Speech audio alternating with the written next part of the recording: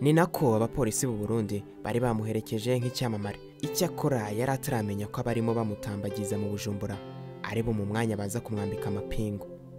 Mu nzira yerekeza muri hoteli yagombaga gucumbikamo, imodoka ze zarahagaritswe n'abapolisi badasanzwe babandi tuzi nka special force. Bamwe bariye karungu badapfa guseka, bari bikwije intwaro zikaze nk'abategereje ikihebe.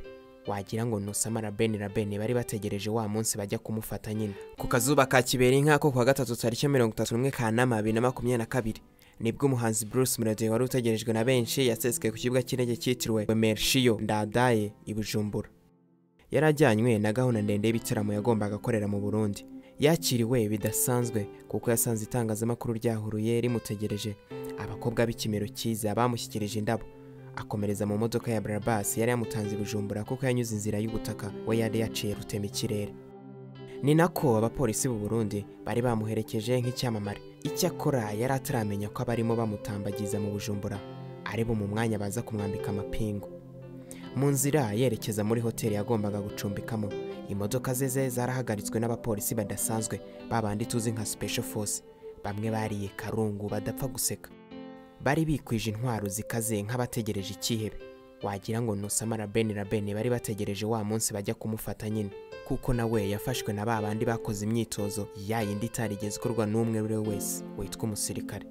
Bitewe nuko byari ibintu batamenyereye mu Rwanda, Bruce Melody nabo bari kumwe baguye mu kantu, ariko babihuza nuko Burundi ari igihugu kimaze iminsi kirimo ibibazo by'umutekano. Babanza kwibwira ko baba bari kubarindira umutekano, ariko se nyamara byahe byakajya. Ibyari bitwenge no kwica icyara byahindutse igishyika no kwigunga mu kanya nk'ako guhumbya, kuko ako kanya Bruce Melody yataye muri yombi, atabwa muri yombi nk'igisambo. Ibyitiranyijwe no kurindirwa umutekano bihinduka kamashu. Ako kanya inkuru zatangiye gucicikana ko Bruce Melody yataye muri yombi. Bamwe bagwa mu kantu bibaza icyo azira, dore ko ibyavugwaga ari amakuru atarigeze agaragara mu bitangazamakuru. Bamwe bibwira ko ari dosiye yoroshye, ariko iminsi ibaye ibiri Bruce Melody ari mu gihome i Bujumbura akurikiranweho icyaha cy'ubwambuzi bushukana. Ni umugambi wacuzwe mu myaka 4 ufatwa nko kwihimura ku muziki nyarwanda. Aha ngiye kubabwira neza imizi n'imizingo ku kibazo cya Bruce Melody cyateye gutabwa muri yombi ageze i Burundi. Agikandagiza ikirenge cye mu Burundi ahita yambikwa amapingu. Niki cyabiteye? Byagenze bitese? Gusa uraza gutungurwa nuza kumenya icyo ari cyihishe inyuma y'ibi byose. Niyo mpamvu ngusaba kudacikwa n'isegonda na rimwe. Niba rero utarakora subscribe nagusaba kuyikanda kugira ngo utaza gucikwa.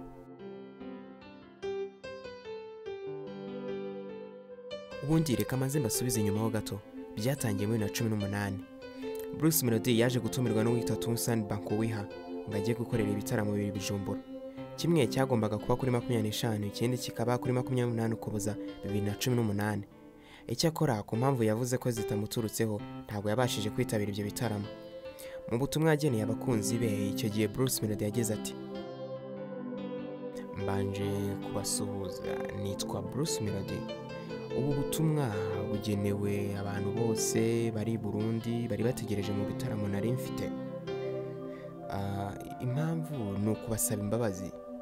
Ntabwo byabashije gukunda ko tubikora kubw'impamvu zitanaturutse ku badufashije gutegura. Ibyo bitaramo byarabaye, ariko kubera ko Bruce Melody atagiyeyo birahomba. Icyo gihe mu Burundi hari hakiri umwuka mubi ushingiye ku mvururu zabaye 2015 zakurikiye umugambi wo kugerageza guhirika Perezida Nkurunziza wegetswe ku Rwanda. Kugeza n'ubu icyo gitotsi ndikirashira, ku buryo amarembo agana i Burundi aracyafunze n'aka kanya. Kuba ari biteguye cyane uyu muhanzi byabaye inkuru y'incamugongo kuva ubwo Tunsan Bankowiha wari wamutumiye ntiyasibye kugaragaza ko yahombejwe na Bruce Melody utarabashije kugera ahangaha iki gitaramo. Yakomeje kuririra mu myotsi no gusaba Bruce Melody ko bagabana igihombo, ariko ibiganiro bikomeza kugorana. Icyo gihe Bruce Melody yemeraga gusubiza miliyoni 2 z'amafaranga y'u Rwanda yari yahawe mu ntoki nka avance. Gusa wari wamutumiye we yifuzaga ko yahabwa izo miliyoni 2 hiyongeraho n'izindi miliyoni 30 z'amafaranga y'u Burundi, ubwo nasaga miliyoni 15 angana n'igihombo yavugaga ko yaguyemo. Muri 2019 Tunsan Bankowiha yari yagerageje kwitabaza inkiko zo mu Rwanda ashaka n'umwavoka, nyuma aza guhagarika icyo kirego, ahubwo atangira gucura umugambi wo kuzishyuriza ku ngufu. umujinya n'umugambi wo kwishyuriza wiyongereye muri 2021 ubwo Bruce Melody yari yaratangaje ko afite ibitaramo biri Burundi. Bakunwiha yatunguwe no kumva ko Bruce Melody afite igitaramo i Bujumbura, agerageza kuvugisha Ndayisabale warebereraga inyungu z'uyu muhanzi Bruce Melody, ariko ntibabasha kumvikana. Nawe yavugaga ko ibyo bishyura ari miliyoni 2 uyu muhanzi yari yahawe. Ibijyanye n'igihombo akomeza kubitera ishoti. Abonye ko Bruce Melody agiye kujya i Burundi kandi yananiwe kumvikana nawe, Bakunwiha yatangiye gukusanya ibyangombwa byazatuma uyu muhanzi akurikiranwa mu butabera bw'i Burundi mu gihe yaba hageze. Icyakora uyu mugambi waje gupfuba nyuma y'uko leta y'u Burundi yahagaritse ibitaramo bya Bruce Melody hitwikira umutaka wa COVID-19. Twinsen Bakunwiha ntiyavuye ku izima. Nyuma y'umwaka wose yibaza ko azishyuza Bruce Melody, Bakunwiha yaje gusakirwa ubwo yumvaga inkuru y'uko Bruce Melody yaba agiye gutaramira mu Burundi muri Nzeri 2022. Uyu mugabo w'umukire mu Burundi yagerageje kubanza kuvugana na Bruce Melody n'abagize ikipe imufasha mu muziki, ntibabasha kumvikana nk'uko byagenze mu myaka yari ishize. Ibi byatumye yongera kubura dosiye ashaka uburyo yazishyurizwa n'inzego z'ubutabera mu Burundi igihe cyose Bruce Melody yaba hakandagiye.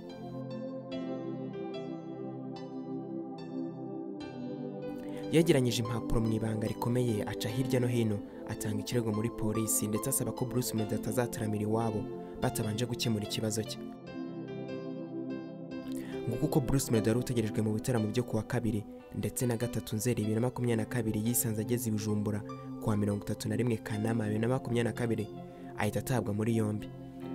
Agitabwa muri yombi, Bruce Melody yongeye kubwira polisi Burundi ko yemera kwishyura miliyoni 2 kandi ari nazo nyine yari yanahawe, ariko ibyo kwishyura igihombo cya miliyoni 30 z'amafaranga Burundi katazabikozwa kuko atazi niba cyaranabaye icyo gitaramo. Uko yavugaga ibi niko uwamureze yavugaga ko adashobora kwemera miliyoni 2 cyane ko kutitabira igitaramo kwe byamuteye igihombo gikomeye. Nyuma y'impaka ndende, polisi yafashe icyemezo cyo gufunga Bruce Melody kugeza abashije kumvikana n'uwamureze.